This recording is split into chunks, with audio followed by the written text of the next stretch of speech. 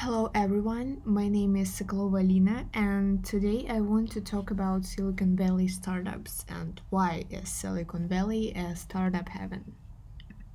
To begin with, I would like to speak about acquisition and why big companies acquire startups.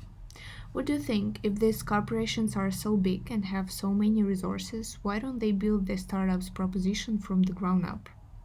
Of course, the main reason is that they kill their competition. As they say, keep your friends close and your enemies closer. Translated to the world of business, the acquisition of lucrative business can be killing two birds with one stone. Corporations supplement their portfolio with a great new product, and they take their competition out of the market at the same time.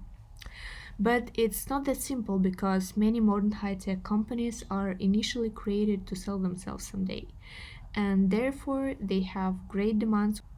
There is so-called the big five tech giants, or FAAMG: Facebook, Apple, Amazon, Microsoft, and Google, which have combined market capitalization of over $4 trillion. Actually, Google now belongs to Alphabet, but the big five are still called FAAMG. So these companies buy out the most high-tech startups.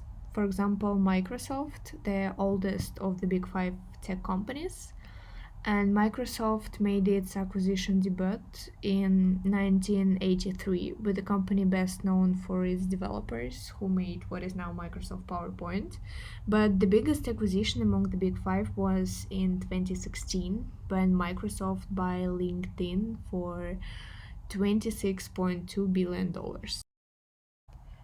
In this slide, you can see Microsoft's five biggest acquisitions.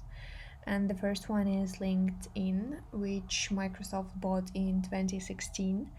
And LinkedIn provided immediate access to more than 575 million members and is closely matched with Microsoft's existing software and services. The second one is Skype, which Microsoft bought in 2011. The third one is GitHub, which Microsoft bought in 2018. And actually, Microsoft used the GitHub purchase to communicate that it's a developer-first company committed to providing new tools and capabilities for its users. The next one is Nokia, which Microsoft bought in 2014, and the last one is Aquantive, which Microsoft bought in 2007. So, what do you think? Why do startups sell themselves halfway to grow? There are a lot of startups in Silicon Valley, and only 5% of them become successful, find investors, and continue to grow. Initially, realizing how difficult it would be to find an investor for themselves and how difficult it would be to grow in such competition, many high-tech startups are created to sell themselves later. And I think that's the problem of startups' motivation.